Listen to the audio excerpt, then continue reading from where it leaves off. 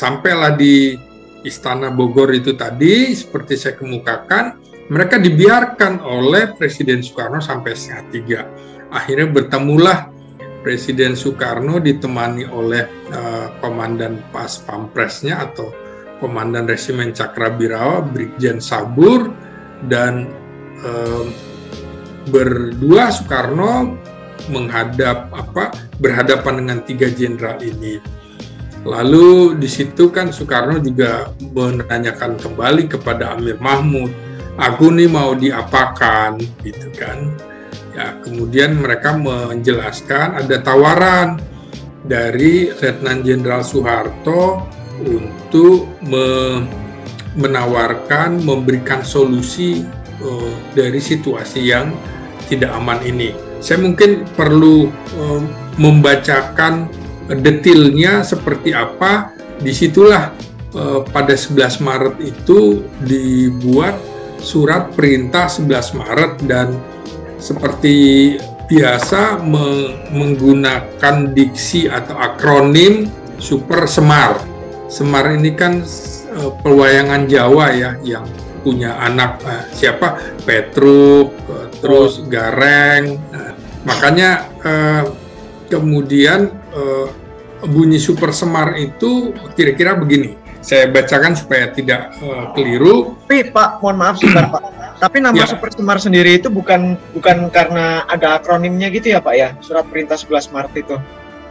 Iya, surat perintah 11 Maret kebetulan 11 Maretnya jadi Semar gitu kan. Jadi kayak nama wayang gitu ya. Betul. Maksud saya nama Super Semar sendiri itu memang dianalogikan ke perwayangan atau memang ada kaitannya dengan akronim 11 Maret atau memang kebetulan dua-duanya gitu Pak? Kebetulan saja. Nah, jadi di situ bunyinya kira-kira untuk dan atas nama Presiden, Panglima tertinggi, pemimpin besar revolusi, intinya memberikan kewenangan kepada Letnan Jenderal Soeharto untuk dapat mengambil segala tindakan yang dianggap perlu untuk terjaminnya keamanan dan ketenangan serta kestabilan jalannya pemerintahan dan jalannya revolusi, serta menjamin keselamatan pribadi dan kewibawaan Presiden, Panglima tertinggi, pemimpin besar revolusi, mandataris MPRS, demi untuk keutuhan bangsa dan negara Republik Indonesia dan melaksanakan dengan pasti segala ajaran pemimpin besar revolusi. Itu poin pertama. Poin keduanya, mengadakan koordinasi pelaksanaan perintah dengan panglima-panglima angkatan lain dengan sebaik-baiknya. 3, supaya melaporkan segala sesuatu yang bersangkut paut dalam tugas dan tanggung jawabnya seperti tersebut di atas. Nah, ini pada awalnya Soekarno ragu terhadap surat tersebut, kemudian menanyakan kepada Subandrio. Subandrio bilang, saya kan tidak ikuti bagaimana Bapak tadi berdialog dengan 3 jenderal ini. Ya, terserah Bapak. Bahkan kemudian menawarkan sebaiknya tidak usah melalui surat perintah itu, lisan saja gitu. Lisan saja. Nah, ini yang kemudian membuat menurut Subandrio ya, bahwa idenya itu membuat 3 jenderal Yusuf, Amir Mahmud, dan Basuki Rahmat ini seperti bereaksi. Subandrio merasa bahwa ketiganya menatap Subandrio dengan mata agak melotot begitu ya. Kemudian Amir Mahmud menyarankan sebaiknya Bapak tanda tangan saja, bismillah tanda tangan begitu. Ya akhirnya Soekarno juga menitip bahwa sudah kalau gitu saya tanda tangani, lalu surat itu dibawa oleh 3 jenderal ke rumah Jenderal Soeharto di Jalan Agus Salim. Nah, ketiga jenderal ini juga tidak tahu apa yang akan dilakukan Letnan Jenderal Soeharto waktu itu. Nah, dia punya posisi yang mungkin juga di surat itu lupa dicantumkan Soeharto sebagai apa? Apakah sebagai Menteri Panglima Angkatan Darat atau Panglima Kopkamtib? Kan Kopkamtib itu dibentuk setelah peristiwa G30S itu, ketika Soekarno awalnya menunjuk pelaksananya adalah Pranoto Rekso Samudro, pelaksana tugas Menteri Panglima Angkatan Darat penggantian, tapi kan Pak Harto menolak dengan mengatakan kalau presiden memilih itu saya tidak bertanggung jawab atas keamanan dan stabilitas. Nah, makanya kemudian tidak, Harto, aku akan memberikan kewenanganmu sebagai Panglima Kopkamtib. Nah, jadi setelah 3 utusan itu sampai rumah Jenderal Soeharto, keesokan harinya di luar dugaan Soekarno juga, Letnan Jenderal Soeharto itu membuat keputusan membubarkan PKI pada tanggal 12 Maret 1966. Nah, ini yang kemudian di luar dugaan Presiden Soekarno. Kemudian keputusan Soeharto itu didukung kuat oleh mahasiswa, pemuda, dan masyarakat yang memang menghendaki tuntutan itu. Tritura kan antara lain tuntutan pertama pembubaran Partai Komunis Indonesia. Akhirnya itu dipenuhi oleh Soeharto gitu ya. Nah, Soekarno kaget bahwa seharusnya ini adalah kewenangan dia. Tapi kan Soeharto berpatokan bahwa untuk stabilitas yaitu harus dilakukan pembubaran PKI. Nah, inilah yang kemudian menguatkan posisi Soeharto dan sekaligus melemahkan posisi Soekarno yang sebelumnya didukung oleh PNI, PKI dalam gerbong Nasakom, maka patahlah itu. Apalagi kemudian PNI juga pecah kan. PNI pendukung Soekarno dan PNI yang sudah tidak loyal terhadap Soekarno, bahkan dianggap bukan lagi Bapak Marhaen, itu dilakukan oleh Osa Osep melawan PNI Ali Surahman atau ASU yang mendukung Soekarno. Kan konflik di situ. Jadi pincanglah dukungan Soekarno dari PNI dan apalagi dari PKI. Maka sejak itu masa besar-besaran mencari tempat-tempat di mana markas PKI berada atau orang-orang PKI, karena merasa bahwa itu sah dan legal pembubaran Partai Komunis Indonesia oleh Letnan Jenderal Soeharto. Nah, setelah itu pada sekitar 16 Maret itu bereaksilah Waperdam yang mengatakan bahwa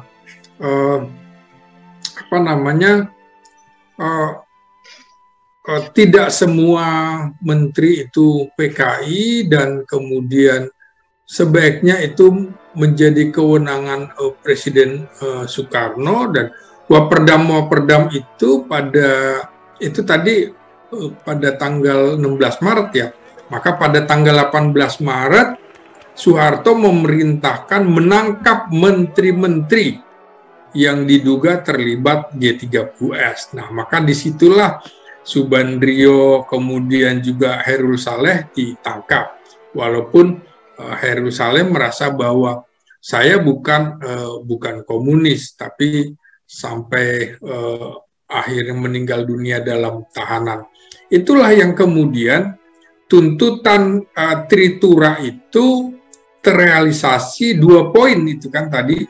Jadi pembubaran PKI, kemudian reshuffle kabinet yang diduga menteri-menteri yang terlibat, dan juga penurunan harga juga terus berlangsung. Disitulah sebenarnya awal dari runtuhnya kekuasaan Presiden Soekarno pada bulan Maret 1966. Jadi perlahan-lahan itu kekuasaannya dipreteli, pendukungnya dipreteli, dan inilah yang kemudian akhirnya juga MPRS menyidangkan Soekarno pada tahun 1967, dan itulah akhir dari kekuasaan Presiden Soekarno. Jadi betapa Super Semar itu menjadi pemicu kejatuhan Presiden Soekarno, dan ini diawali dari peristiwa gerakan 30 September 1965. Jadi itulah makanya bagaimana peralihan kekuasaan itu juga awalnya juga antara lain dipengaruhi oleh aksi-aksi demonstrasi mahasiswa yang tidak setuju lagi terhadap Presiden Soekarno yang sudah memiliki cap sebagai presiden seumur hidup. Tapi tentu kemudian MPRS juga akhirnya mencopot mandatarisnya sebagai pemegang mandat kekuasaan Indonesia, dan pemegang mandat Super Semar justru kemudian diangkat menjadi pejabat presiden. Itulah yang bisa saya gambarkan situasi sebelum dan setelah surat perintah 11 Maret. Begitu. Ya. Terima kasih. Kemudian untuk fisiknya sendiri dari Super Semar itu memang sampai sekarang masih bisa kita jumpai atau bagaimana, Pak? Ya, ini kan mungkin arsip kita ini termasuk kurang bagus ya, dalam pengertian surat asli itu diserahkan oleh Jenderal Yusuf kepada Jenderal Soeharto. Tapi Jenderal Yusuf juga memegang karbonnya yang belum ditandatangani oleh Soekarno. Jadi karbonnya dia pegang, makanya menjadi tanda tanya surat itu di mana. Yang jelas memang surat itu diserahkan kepada Letnan Jenderal Soeharto. Jadi aslinya ada di Letnan Jenderal Soeharto. Isinya kira-kira yang tadi saya bacakan, tidak meleset karena Subandrio juga mengiyakan ketika sampai dengan dia lepas dari penjara juga memang isinya itu gitu. Tapi kemudian lagi-lagi persepsi terhadap surat itu dalam posisi punya kewenangan, situasinya sangat kuat, maka Soeharto mempersepsikan isi surat itu begitu. Nah, Soekarno yang lemah tentu punya persepsi yang berbeda. Jadi ya situasinya seperti itu, mengandung multitafsir. Multi definisi poin, gitu, Pak, ya. Poin pertama itu begitu. Tetap dengan poin poin yang termaktub di surat itu seperti apa, tapi mendefinisikan dari masing-masing perspektif itu juga pasti akan berbeda juga gitu, Pak, ya. Iya, karena situasi yang tidak stabil itu menurut Soeharto antara lain demo-demo yang tidak pernah surut sejak Oktober 1965 sampai dengan Februari, coba itu berapa bulan, sekitar 6 bulan itu berlangsung. Berlarut-larut, Pak, ya. Situasi ya tidak kondusif. Tuntutannya antara lain yaitu tadi pembubaran PKI menjadi kunci. Maka Soeharto mengabulkan itu. Maka ketika PKI dibubarkan oleh Letnan Jenderal Soeharto, mungkin situasinya sama dengan ketika Perancis menyambut Jenderal de Gaulle itu sebagai pemenang perang, dan juga Soviet itu menang ketika berhasil mengalahkan Nazi Jerman. Kira-kira situasinya seperti itu, menjadi pesta pora begitu. Sama dengan situasi 98 begitu ya, ketika Presiden Soeharto menyatakan mundur, kira-kira begitulah euforianya. Gitu. Mungkin kalau membahas lagi soal fisik tadi Pak ya, fisik dan kemudian diceritakan ada pegangan karbon dan sebagainya, mungkin hampir mirip juga dengan cerita tentang teks proklamasi yang di sobek-sobek ditaruh di tempat sampah itu akhirnya diambil ya, karena ada yang berpikiran bahwa memang itu akan menjadi sebuah sejarah begitu. Betul, itu diambil oleh BM Diah kan dari tong sampah itu kan. Nah, jadi itu juga sama. Jadi arsip kita tidak baik. Maka kemudian Jenderal Yusuf juga mengatakan kemungkinan itu karena situasinya dinamikanya sangat tinggi, mungkin entah di mana lagi surat itu tercecer. Tapi memang diakui oleh 3 jenderal itu dan juga Subandrio serta Soekarno juga isinya memang seperti itu. Betul. Tapi yang membedakan adalah persepsi, cara memahami perintah terutama yang pertama itu, gitu. Dan saya pikir itu yang bisa saya jelaskan soal surat perintah 11 Maret ini. Iya. Dan pasti eksekusi setelah dari pengejawantahan surat itu pasti juga berbeda-beda Pak ya. Eksekusi di lapangan, bagaimana proses pembubaran partai tadi itu juga mungkin tidak dijabarkan point to point gitu. Awalnya kan seperti itu, Pak ya? Iya. Bahkan PNI beberapa orangnya diganti ketika Kongres PNI itu diganti dengan orang-orang PKI masuk jadi pengurus PNI. Sehingga orang juga pada situasi setelah PKI dibubarkan sampai tidak lagi bisa membedakan yang mana PKI, yang mana PNI. PNI juga kemudian menjadi korban, padahal di beberapa tempat PKI dan PNI juga bentrok gitu ya, karena memang berbeda afiliasi politik.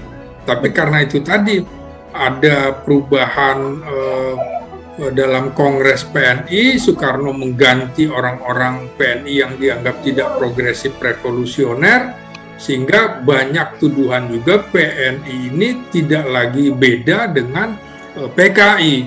Kira-kira seperti itu situasinya.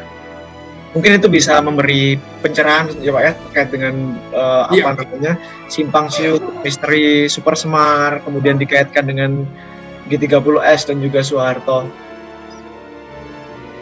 Ya, jadi itu tadi juga menarik bahwa 3 jenderal itu adalah orang-orang yang bisa langsung menemui Soeharto, menemui Presiden Soekarno tanpa harus melewati yang lain. Sementara beberapa jenderal kalau mau ketemu Soekarno kan itu biasanya dibawa oleh Jenderal Ahmad Yani ke istana. Tapi ini kan bisa langsung gitu.